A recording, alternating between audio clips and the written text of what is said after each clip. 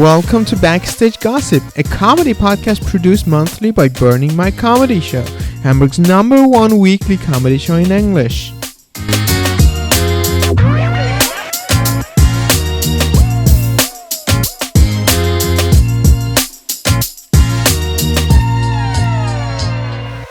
Hello, my name is Shahin. Hi, my name is Jasmin. We are the founders of Burning Mic, and this is our first podcast session, Backstage Gossip.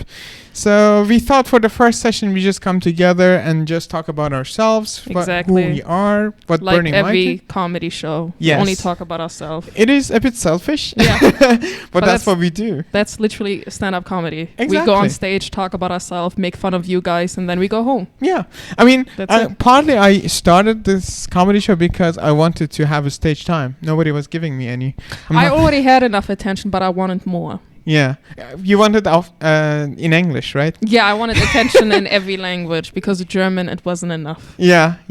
I mean, for me, it was much easier to do it in English. I would have loved to do it in English, and there was nothing happening around. I was like, I want that, you know? Yeah, I mean, that's kind of like how Burning Mic was created. It was this there was absolutely nothing going on. Yeah. And then some random man came up to us and was like, hey, do you guys want to start a comedy show in English? And we're like, yeah. Exactly. And then he screwed us over, but now we're here. Yeah, exactly. And it's now 1.5 years. That's crazy. It's unbelievable. Like when we started, I was like, okay, maybe after 2 months we will just stop. But now it's 18 months. I 100% did not believe in us. Like I wasn't expecting. I was expecting nothing. Really? Do you sometimes like say empty promises? Like people come up to you and you're like, yeah, we do. We will meet up if we see each other again. That's how I said yes.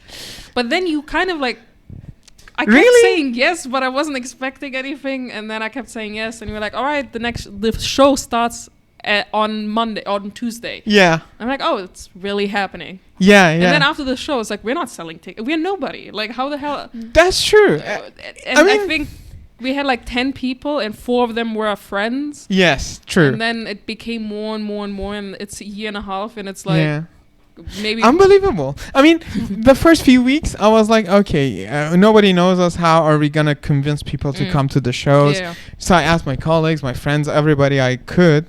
But I was like, let's see what happens. But I had a lot of hopes, to be honest. I did not. But it's the thing is, it's a year and a half later. We still, no one knows us. But people come to our show. They don't know us, but they know Burning Mic. Some people know. So they know Burning Mic. The post woman knows who I am. True. And that's enough fame. Who knows you? The post woman. Post woman. Because she came to Burning Mic? Yeah, she came to Burning Mic. Ah, shit. And that's the only fame I need. Okay. So I don't need now more. You have a fan base in Deutsche Post. Yeah, and that's it. That's literally in Germany, that is A-list celebrity status. That's good. I got some followers from Burning Mic, to be honest. Oh, I got nothing. Yeah. No, I can't believe. Some, yeah, probably, definitely. But I mean, maybe it's like, what was your first impression? Like, do you remember meeting me for the first time? Because it wasn't when we created Burning Mic. Even though we did not know each other when we did. Like, we knew each other from passing. Barely. But I was like... I don't remember the first time I met you. But I clearly remember the night that we decided to do the show. Yeah, me too. You know where it was? It was at Bombay Comedy Club. Exactly, Bombay Comedy Club. And I was eating the free meal that they give you. Oh, I missed that show. Me too. They had a very They still good have meal. it. They just don't invite us. Let's not bitch about people. Well, not me, apparently. Yeah, no. I remember it was Dennis Grunt who just posted in the WhatsApp group of Hamburg Comedy that he's going to start a comedy club. And I had this idea, that would be cool, because he said everybody can start a show there. I was like, okay, nice. I'm going to talk to him tonight. I arrived there and you're already talking to him. I was like, bitch, that was my idea. Yeah, I was like, I literally was like, I'm doing it. I don't care about Shahin. And I will win. Yeah, you're a woman. Yeah, but then we talked briefly about like, should we do it? Yeah. And I was like, all right, empty promise, whatever. And then you were like persistent. I'm an asshole, you know. But if I have something in my mind, I really have to do it. Yeah. If it's a failure, I don't care, but I have to do it and fail and say, okay, I tried and I couldn't. Thank God you exist, because if it was only me, it would have been just a conversation I had a year and a half ago. Yeah. No, for me, it was like, you know what? The first time I came to the idea of having an English comedy show in Hamburg was back in 2019.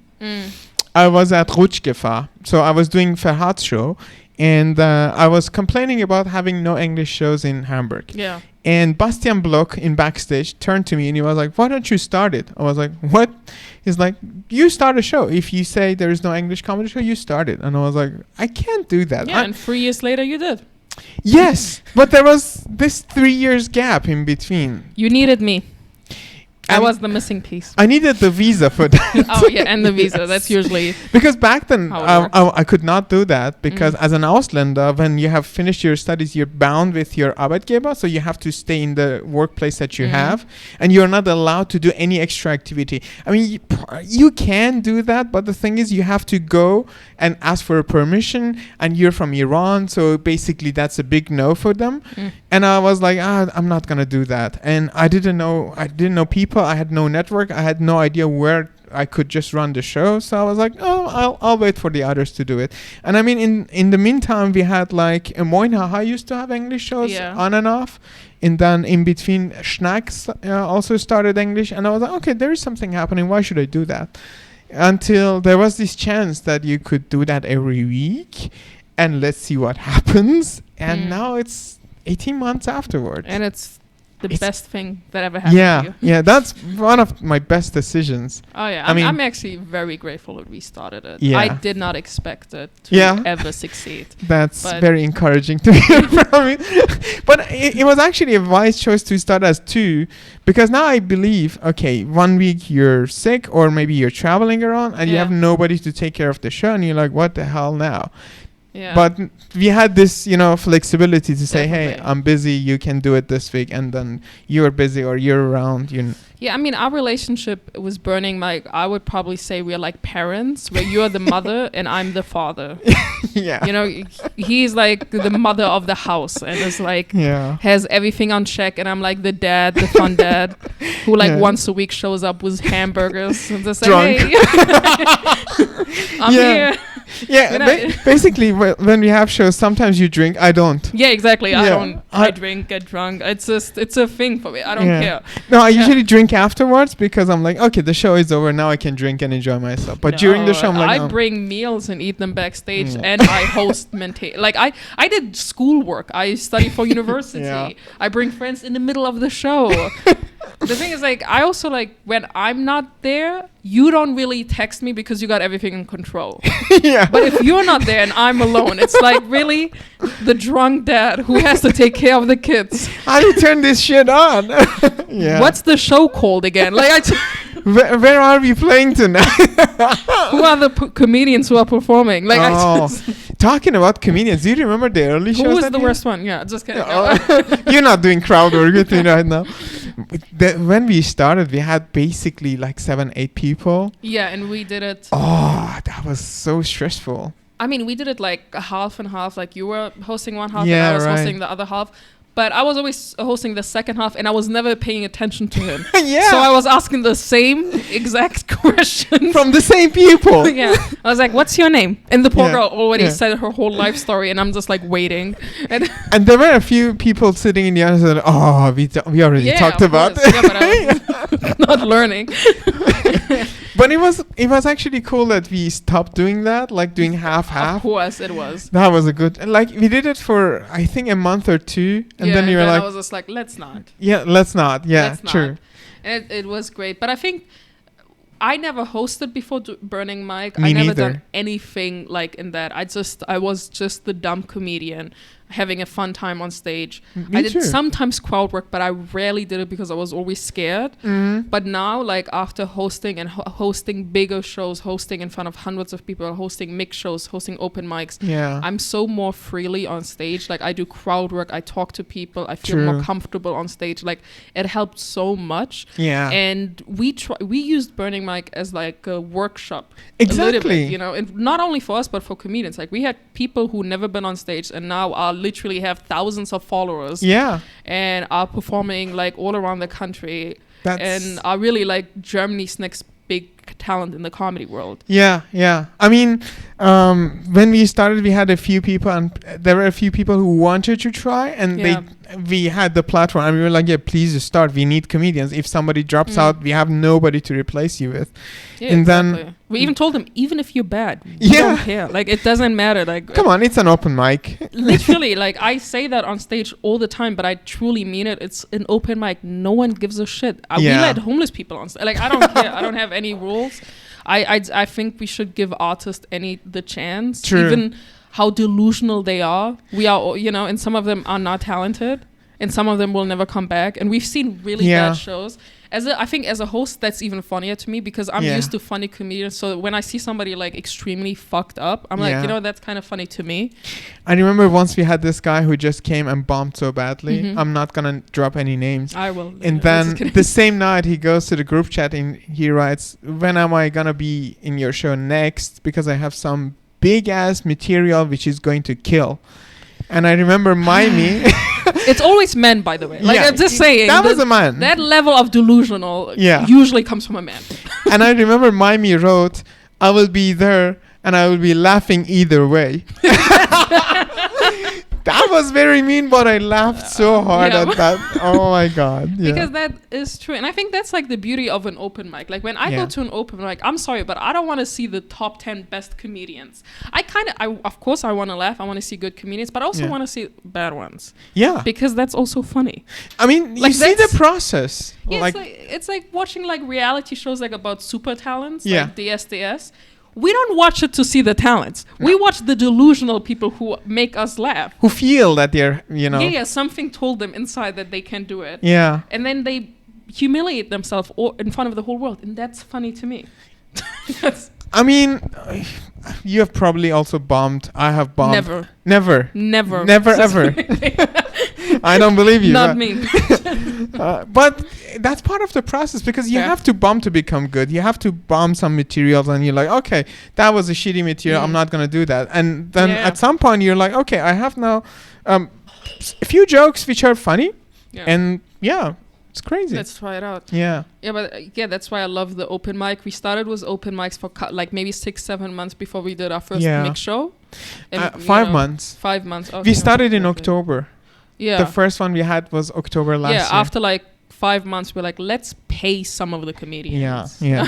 I mean, in the beginning when we started, we had a lot of troubles just inviting people and selling tickets. It was summer. It was crazy. We had no idea how to sell tickets, what to do, what not to do. Yeah, but we had nothing else going on in our life, so we never gave up. Yeah. And that's like a good thing about being on the bottom. Like, no one cares. You have nothing else. Like, what else should I do? Honestly, at least you have your family and you have a few friends in Hamburg. At least a few. I had nobody.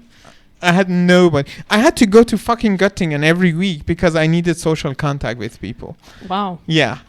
And I was like, you see, Hamburg is very open to everybody.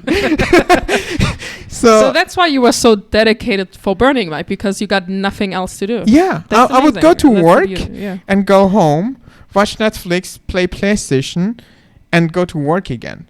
And I'm like, okay, if there is a chance to start a show and start meeting new people, comedians, audience, whoever, then that's good. That's my social contact in Hamburg. I don't have to go to another city to have fun or, now, tomorrow I'm going to billiards with a few comedians. I had to go to Göttingen and go to billiards with my friends because I had no friends in Hamburg. It was...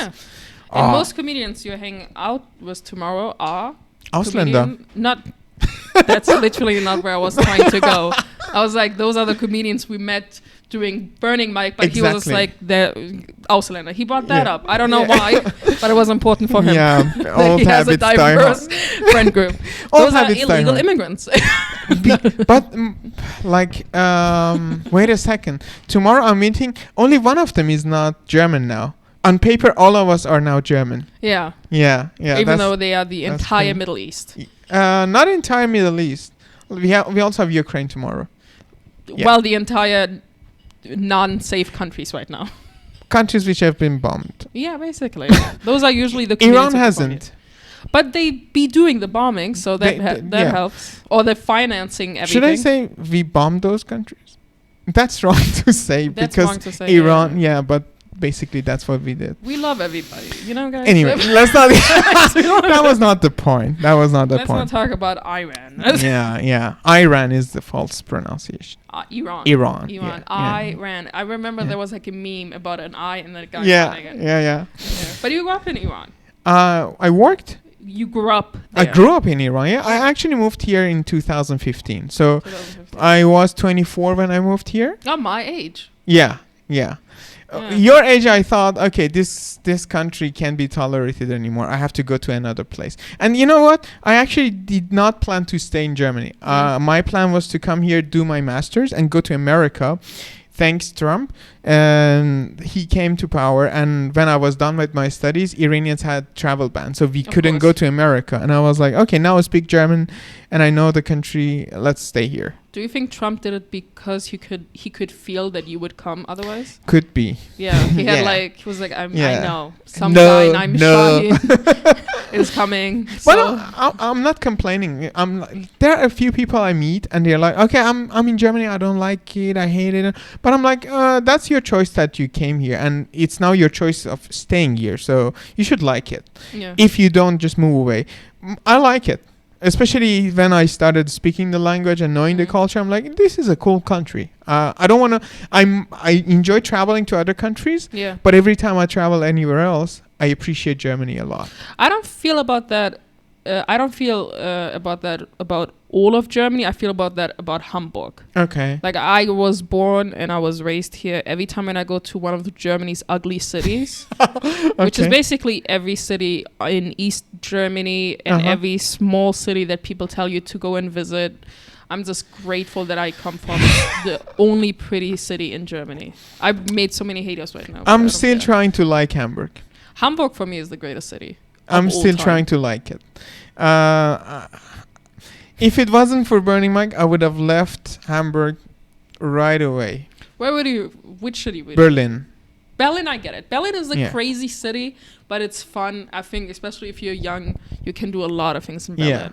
I would have gone to Berlin, or I would have gone south because of the mountains and the nature. I love that. Yeah, south of Germany is also really pretty. I wouldn't live there, but it's pretty. It's just the accent. I think it's fake, so I don't like it. I mean, I've been to Munich, and a lot of people spoke English. I was like, okay, I could live. Oh, they speak English there, yeah. Quite well. Yeah, of course. But everybody in Germany does. Yeah, but in Hamburg, the first choice that people have is German, and if you don't speak it, they switch to English. But in Munich, they look at you, they're like, he probably doesn't speak German, and then they can automatically just guess by the way you look. Yeah. No. Even I remember once I went to one of these.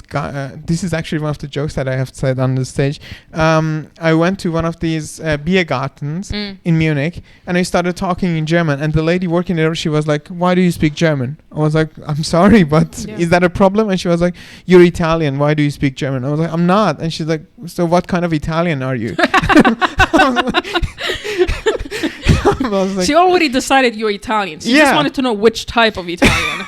It's probably because Italy is just quite close, and there are a lot of people just, Switzerland is expensive, so they just end up in Bavaria to drink beer and stuff. Of course. But yeah, Bavaria for nature, I love that. Did you go to like a traditional beer garden in like a smaller town? Yeah. I performed there once. Yeah? I performed at a beer garden. It was still in the pandemic. It was open air. It was cold. It was raining. The 4 comedians before me all bombed. And they were all like these older German men talking about beer, talking. I was like, okay, they are literally, these crazy, drunk, probably conservative Germans are their crowds and they're bombing. So how the hell am I going to work? Yeah. I was 21 years old. I never performed outside of Hamburg. I grew up in the big city. Most of my material is like pretty much like for younger people. I mean, I get older people as well, but I was 21. I didn't have a lot of material yet. So I only had like 7 minutes. I went on stage and my first joke was like, hey, I know this looks like an AfD rally. And they lost it. Okay. Like I got them right away. They thought it was the funniest shit ever. And I performed. I killed. It was the first time that I killed. Okay. In a beer garden in like East Hanover. Not even in Hanover. It was like near Hanover. Okay. It was really a fucking tiny village. Beer garden. Germans. and I killed, and I couldn't believe that I worked Okay. for that type of crowd. But it was just like, it also changed my viewpoint of people, because I grew up in the big city. I grew up in Hamburg city, like in the center, and I only know people from Hamburg. I only know liberal people. I only know the people who grew up in cities. And people, I've always heard like people who come from like small towns are all like crazy and stupid and unintelligent and are racist and are closed-minded. And that's literally how I was thinking at 21 years old. Yeah. But when I went there and I performed, I was like, oh, first of all, these people can laugh about themselves more than anyone. Yeah, true. More than anyone. Like, I cannot make here in San Paulo, you cannot make jokes about certain things because people get offended easily. The people there don't get offended. No. I was literally making fun of them. And they were laughing. They love it. They love it. People came up to me afterwards and they probably were like, oh, she's funny. Yeah. And the woman came up to me and was like, oh, I never laughed so much in my life. And it was crazy. Yeah, my ego got extremely high that day. I see. Especially because I drove with some of the comedians back and all of them bombed. And now on the way back. And I remember they were like, oh, it's a tough crowd. And I said the most annoying thing you can imagine. And I was like, well, not for me. And did they take you back? Of course, yeah. Okay. I had to walk back. I mean, you know what? If I was like a 30-something-year-old comedian, I've been doing it for 10 years, and some 20-year-old was killing it, I would have been like, you know what? You walk home. Fuck you. Yeah, fuck off. Fuck off. This is conspiracy theory. Yeah, literally. They were laughing because you were a woman. Oh, yeah. Crazy. But by the way, when did you start comedy? I started in March 2020. I did like 4 shows in the year 2020. And then I started in like September 2021. That's kind of where I really started. But I did like 4 shows in 2020. Okay. I did 3 shows at Moin Haha.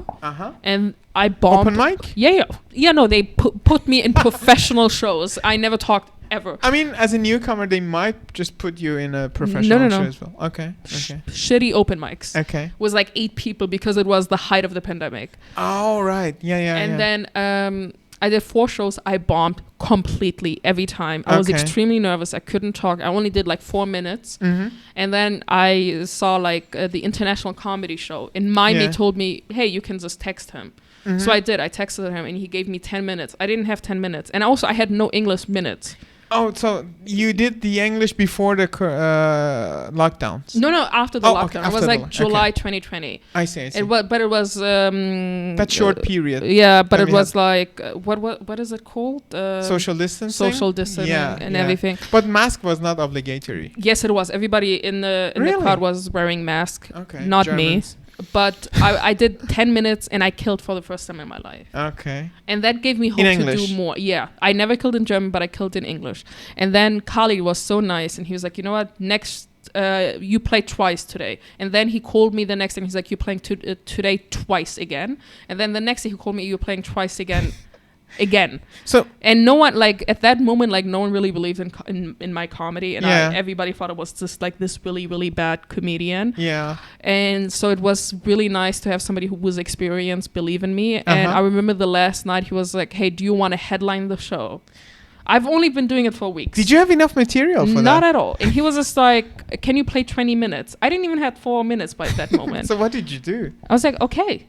I was so delusional back then, and I was like really like, it felt so good that somebody believed in me that I was like, I can do it. And I remember I was writing the jokes before going on stage. Yeah. Okay. And I did 20 That's minutes. bold. I did 20 minutes and they were fine. They were not like the other ones before, but it was really good. It gave me a lot of confidence to the next time when I did a German show. I remember they didn't want me there, but no other comedian could. Yeah. And I was kind of like the last comedian, so they booked me anyways. But they put me in the middle because they really had zero hope for me. I see. And I went and I killed. And I remember the comedian after, and that's when... After the English one? Yeah, after the English one, I killed for the first time in German. And then afterwards... the lockdown happened and we didn't do shows for a whole year, but I left with a good impression. Yeah. So in 2021, when the show started again, they wanted me back. They had good memories for me. They had good memories, and I'm actually very grateful for that. And then September 2021 is where I actually really started to do regularly shows. I mean, the first time you killed was an English show. That tells a lot about the difference between English shows and the German shows. Exactly, I think so. I think the people, to be honest, my set wasn't funny. But the people were like probably really drunk. Hyped. Yeah. And there were like a lot of like, there was like a group of women for their bachelorette party from Florida, America. Oh, so they were laughing by just the way I looked. Like it was just me walking up on stage. They were laughing.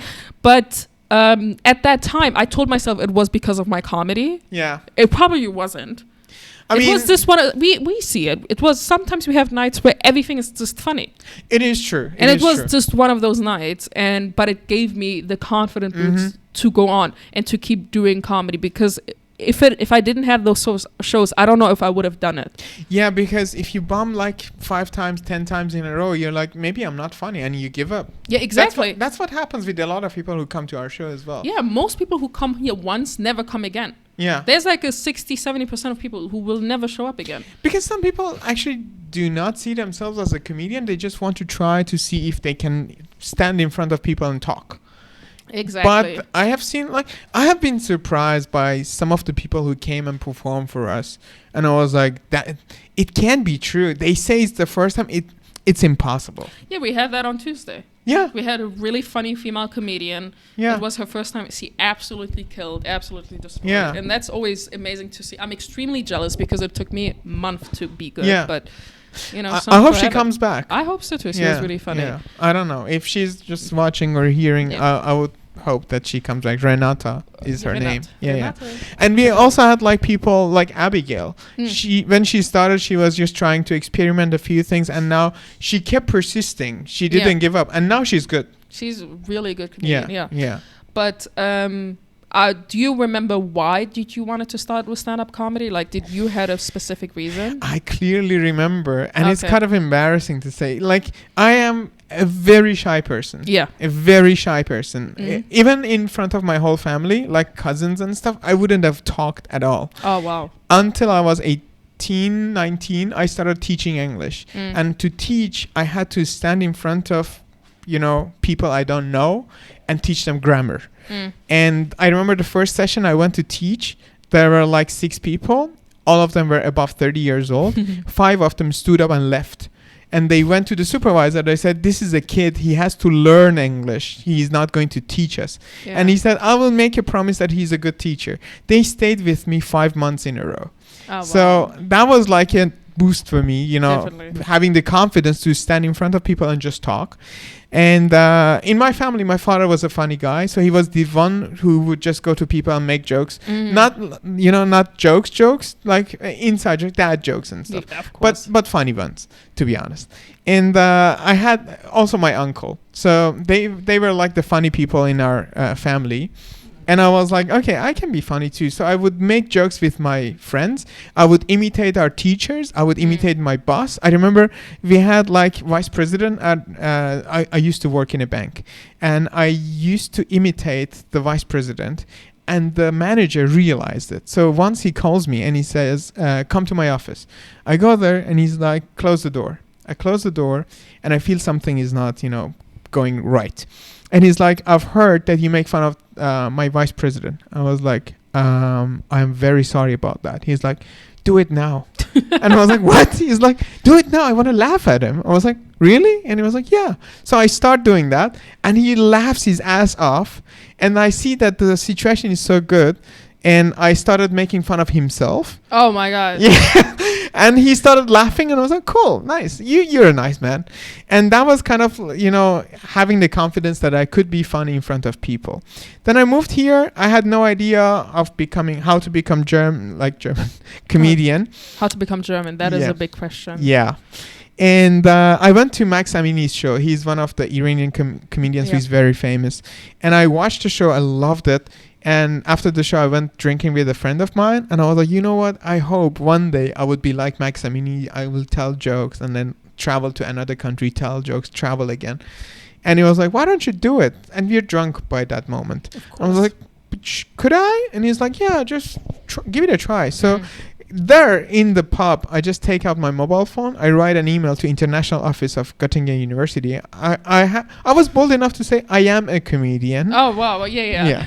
That's how it starts. How it starts. I am before I will. Yeah. And I was like, I am a comedian, and I've seen that you have different programs. Do you want me to have a comedy night for you guys? And they reply yes.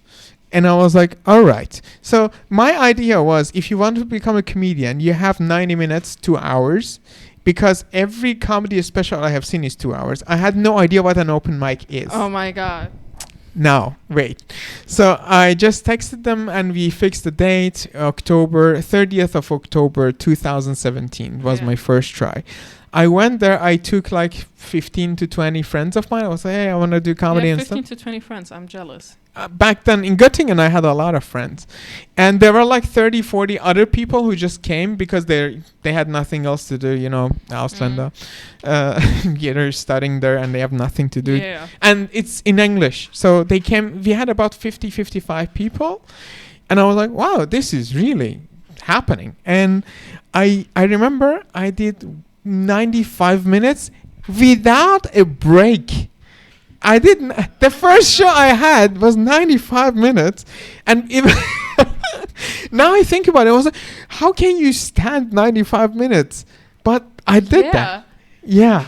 But what did you talk about? I just talked about how I ended up in Germany, what happened to me on the way, how Iran was, and to be honest, I had good laughs. It was not like people were bored and they would leave.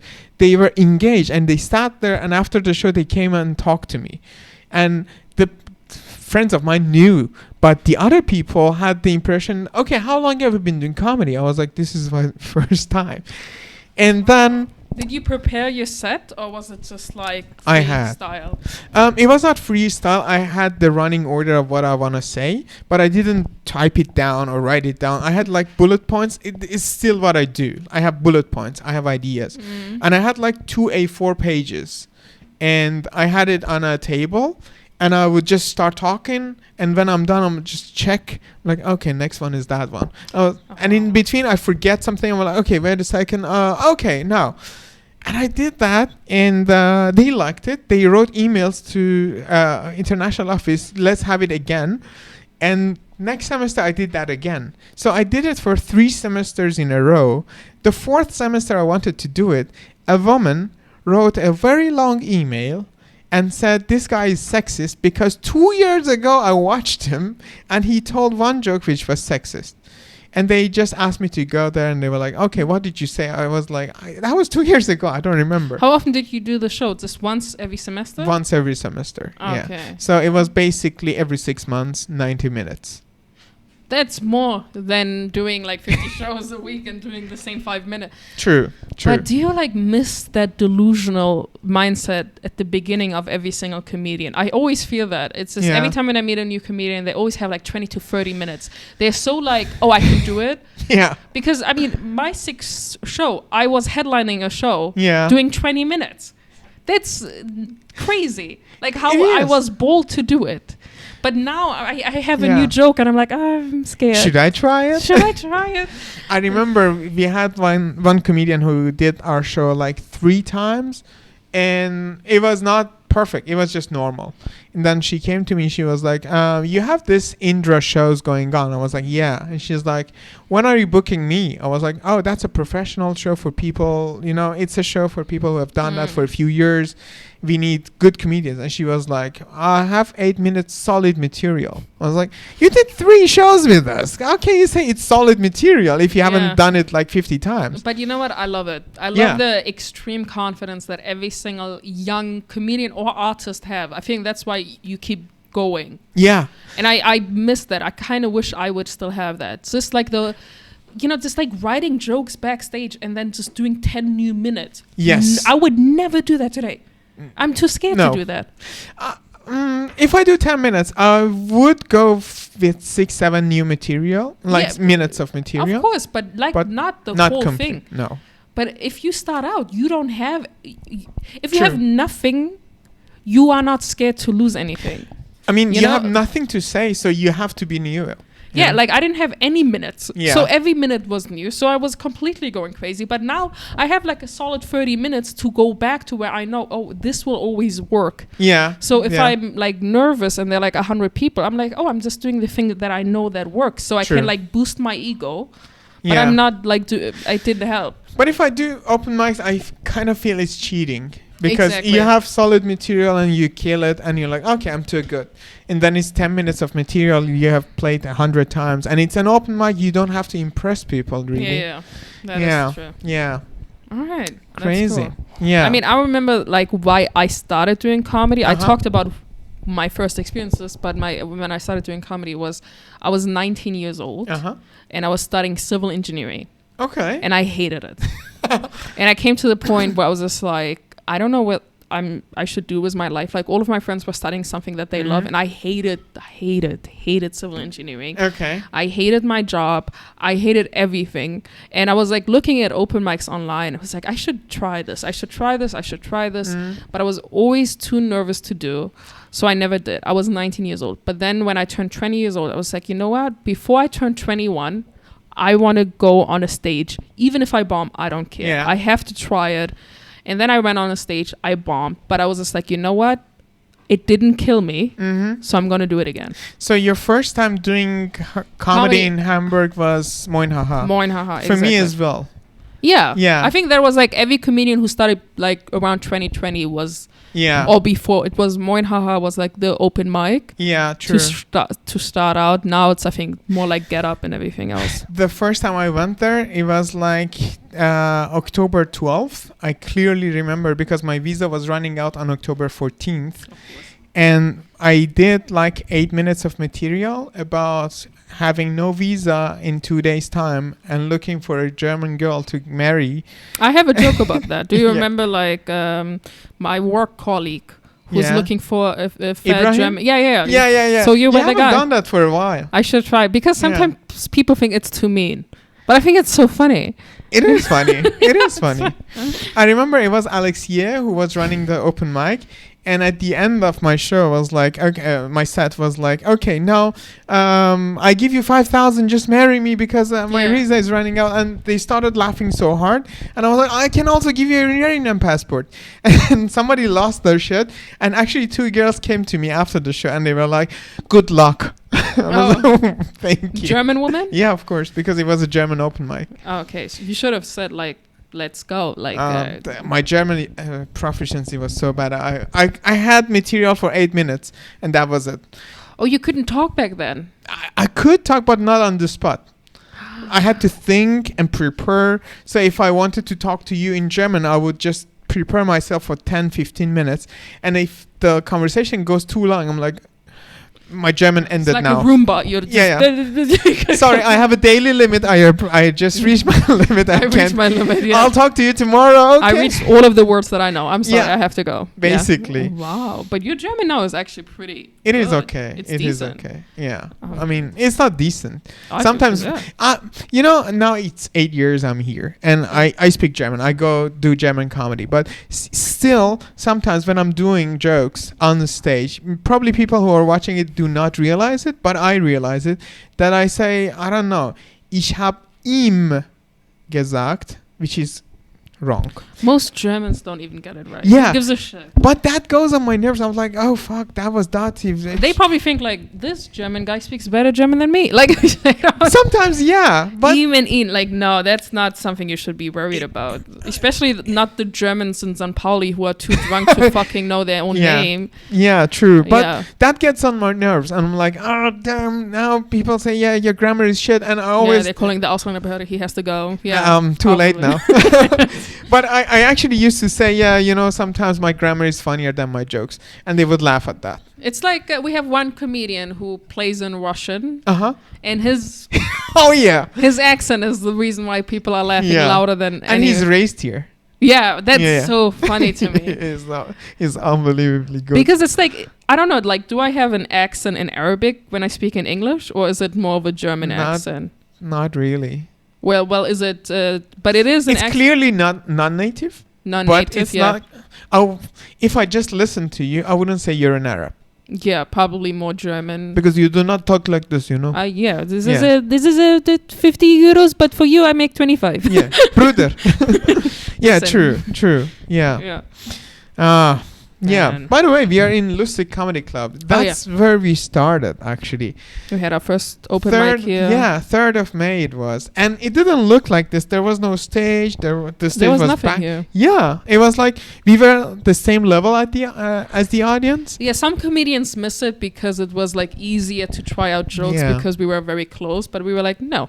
That was very intimate. It was extremely intimate because we used to sleep with them as well. No, the problem is, like at least I had the same problem. People would be sitting in the front rows. Okay, people sitting in the back rows, they wouldn't see me because I'm too short for Germany. Yeah, that was my problem. Yeah, and I was like, oh shit. So the moment, like, it was September last year when they had the stage. I was like, oh yes, there is a stage. I can go and stand higher. So people can see you. Yeah. You're now the average height of a German. Yeah, exactly. On this stage, you're the average height of a German. But yeah, we've been doing shows here for a very long time. Yeah. And it's great. We had so many different comedians who performed here, really, like from all around the world, from South Africa to America to Australia. Yeah. Like everybody. We had crazy shows here. Like everybody was just killing it. And people from the street just heard some laughter, walked in. Yeah, they didn't buy tickets, but we didn't care anymore. Yeah. So we were like, go ahead. Yeah. Just walk in. I mean, it's like we started the show at 8 and it's already 9:30. So most of the show is gone and people just walk in and we're like, you can stand here, but there is a show next week, so you can come back again. Yeah, we had also some drunk people who came and yelled and then they left, which is, the great representation of St. Pauli. Exactly. And we need that as well. It's the culture of the city. Yeah. And I mean, this stage was the birthplace of many comedians who are just regularly playing at our show. Exactly. And also a lot of jokes were just told here, which became memes on TikTok, like the one from Chris, Harry Potter. The Harry Potter meme was started here, and many, many more. And also there were a lot of jokes which were explained here, and nobody dares to talk about them anymore because they were so. Of course. Even I mean, myself as well. Like 90% of the jokes never left the room. No. They stayed here between us and the walls and the comedians and the crowd. And the crowd, yeah. We have had very good crowds. I can remember only maybe 1 or 2 shows here which were not really that fun to play. Yeah, I remember them more. Yeah. Because traumatizing. It's trauma and it keeps you up at night, but it's fine. No, the thing is, like, we had one show that was so bad and I hosted it. Yeah. And I remember you were coming up to me and was like, oh, this was really bad. And my response was like, at least you're done. I have to come back to that crowd every 8 minutes and show my face knowing everyone wants me dead. That night was October 4th. Last year. Like, remember everything. Yeah. I forgot which I was a teacher, so I'm very good at names and dates and... I'm a tutor, but I'm the dumb tutor. So I'm just not that. No, the thing is, I met a girl and... on Deutsche Bahn, because Deutsche Bahn just stopped and then the Deutsche Bahn did not... No, they just kicked us out and they were like, okay, there's no... They were not doing their job? I never heard of it. It's usually... Like all the time. What? And I was in the middle of the road. I couldn't come back to Hamburg and I was just standing there checking my mobile phone, not knowing what to do. And then she was also standing and there was just an Asian girl who came to me and asked a few questions. Then she turned to her and started asking her the same questions and getting the same answers, and then turned to another person. Doing that for like 5 minutes with different people. And then this girl standing beside me, she just turned to me and she was like, is she not crazy? I was like, yeah. And that was the start of the conversation. That's how most German conversations starts, complaining about other people. Yeah. And she was like, so where are you going to? I was like, Hamburg. And she was going to Münster. And she was like, so what are you going to do now? I was like, I don't know. I'm fucked. And she's like, oh, my parents are coming to pick me up and take me back to Göttingen, because I was in Göttingen, obviously. And we could just take you back if you want to. And I was like, oh, that would be great. So on the road, we are talking with their parents. And was it a German girl? Yeah. Wow, I never seen that type of hospitality before. I've seen a lot of nice Germans, to be honest. Okay. Yeah. If you're in trouble... They help you. Yeah, that's true. But if you're not in trouble, they necessarily don't talk to you at all. Of course.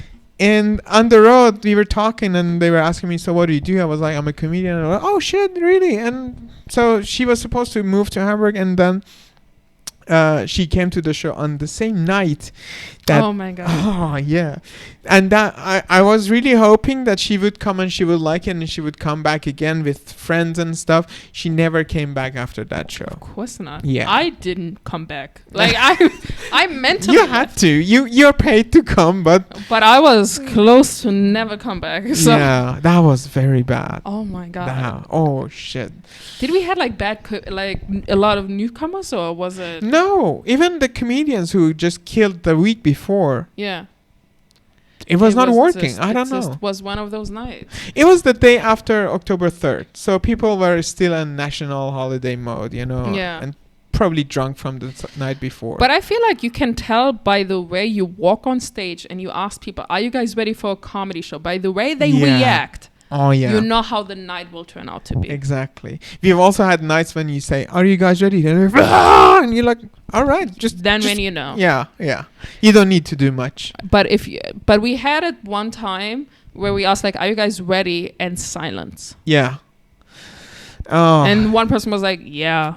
Like, yeah. That's what I guess. This is comedy. Yeah. But I'm really thankful that we kept going. And now, like, this week we had the Tuesday show. It was unbelievable. We had 85 people. I don't know how we managed. I was a little bit stressed. But you were very stressed. Yeah, and making sure everybody else was stressed too, because that's how I deal with stress.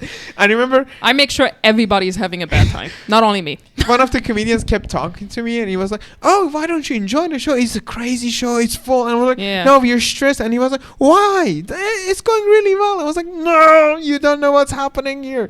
Yeah, no one came and talked to me because they could just tell by my face. Don't. Yeah. But I mean, this is like the beginning of the podcast. Like, we do it once a month. And we have really, really funny people with extremely funny stories. Yeah. Some people who got arranged marriage in India, some people who got up in the Middle East, and some people from Australia who come here as an artist visa and they live in Berlin. Like, just the craziest stories. And we cannot wait to show them to the podcast, to people, to meet them, to meet their stories. Some of them met them as comedians, they seen them perform, but them as people. I feel like some comedians are even funnier if you go and you drink something with them, because they loosen up and they just talk, and that's where like most stories start, you know. And some people are actually vice versa. They're like very funny on stage. When you talk to them, they are very serious. Yeah, which is, I think, is also very interesting. Yeah, you know, like. And I mean, with this podcast, we will show them all. Yeah. Like, we will invite a guest every single month. They will probably sit here. And then we will, talk to them. Yeah. And interview them and make them annoyed.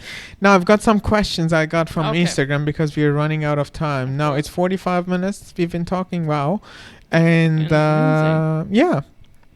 And you didn't believe in this podcast either, right? Probably not. No. I was just like, sure, we will do a podcast. I just say yes, and I just don't think. Yeah.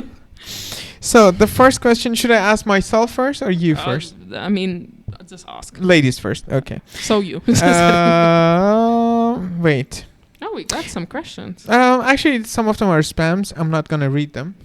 But read the spams. It's like, do you want a new iPhone 5? No, it's like, du bist mein größter Crush. I don't know if that's like a sex bot or something. I don't know. Where was this?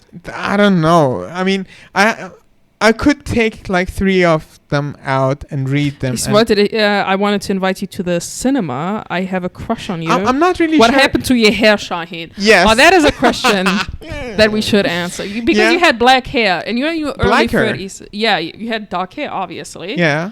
But now you have gray hair. And this person wants to know what the hell happened to you. Because you're still in your early 30s. Yeah, that's part of the genetics. Like my father also had a lot of gray hair when he was 30. I'm now 33. Jesus age. Yeah. The lucky age. I think I'm going to be crucified at one of the shows. Probably. Yes. That's usually how the shows end. For the sake of other comedians going on stage. To the woman who asked the question why Shahin's hair is maybe gray. Maybe it was a man. I don't probably know. A woman. It's genetics.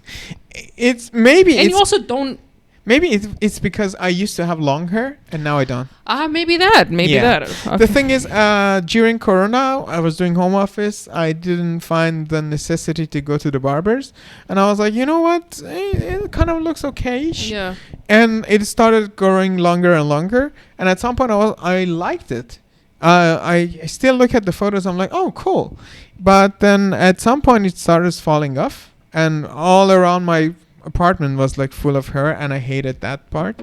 And I was like, you know what, I'm gonna cut it out. And the thing is, I work in corporate, so it wasn't really appreciated that I had long hair. And when I just had it cut, they were so happy. Oh, they talked about you behind your back, probably. They didn't talk, but the way they looked, and at some point they would just say something. They're like, oh, just kidding, but you look better with shorter hair. Yeah, you are not attractive anymore. Like, it's just... I liked it. I had long hair and I liked the photos, but I posted them on Instagram. And I remember I was going to open for Nega Amiri. And they contact me like half an hour before the show. I go there and Nega Amiri looks at me and she's like, you're not the same person. I was like, no, I am. And she's like, no, the guy has long hair. Who is him? Who are you? Where is he? She was straight. I was like, I'm the same person with short hair. Oh my God, you're like Hannah Montana. Yeah. And she was like, are you sure? And I was like, yeah. And she was like, do you speak German? I was like, yes.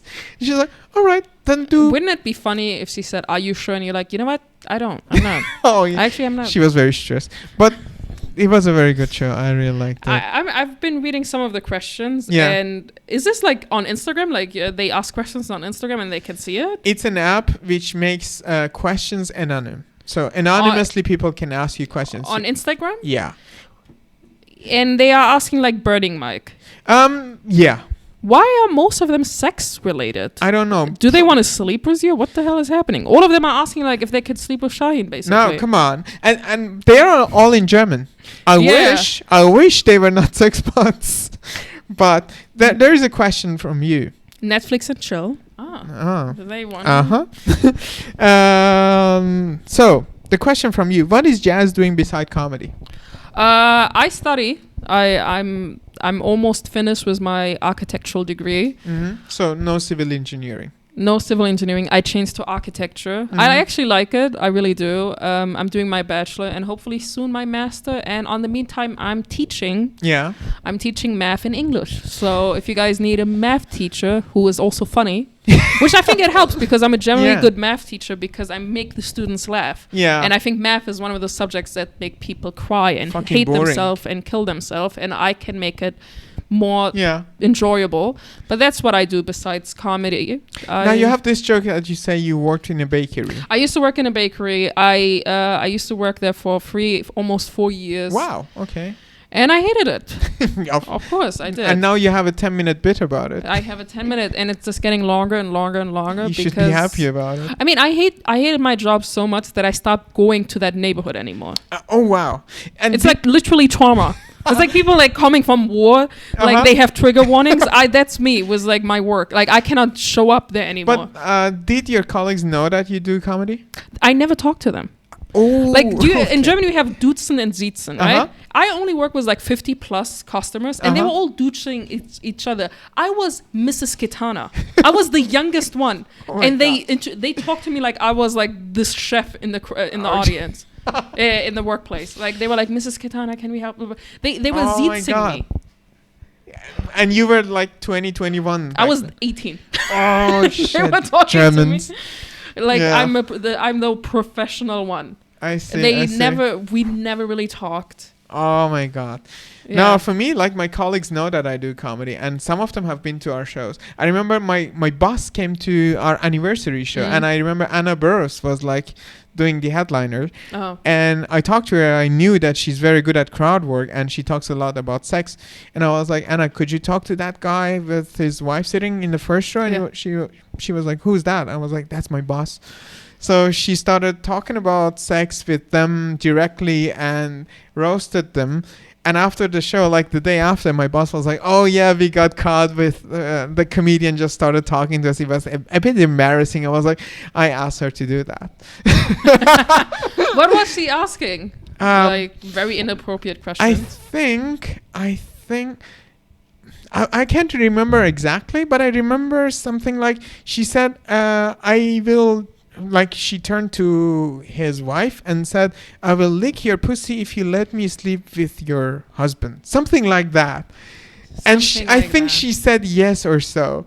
And people were laughing so hard. Yeah. By the way, if you come to our comedy show, you will also get harassed sexually by Anna Barris. That's we should have her again. She's amazing. She is really one of the fucking funniest people I've met. Yeah. Okay, I have one more question, and then we can wrap this up. So, how often do you have shows?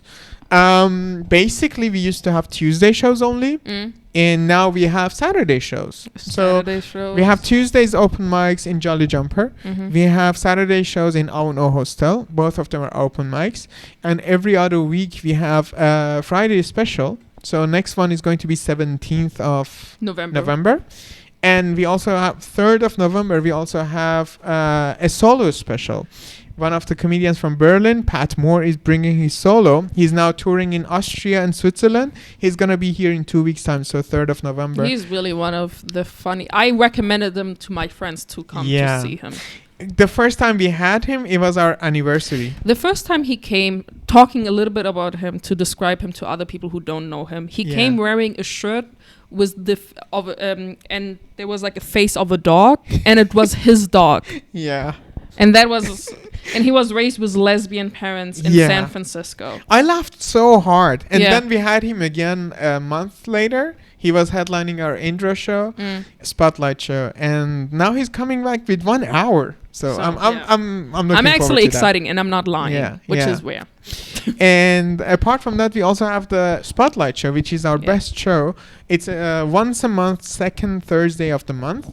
Next one is actually planned already. So Abbas is going to be our newcomer. Andres Krump is going to headline from Hamburg. And we have two headliners, one from Berlin, Jules Oakes, the UK comedian based in Berlin, and also Aaron Crouch, the US comedian from Kaiserslautern.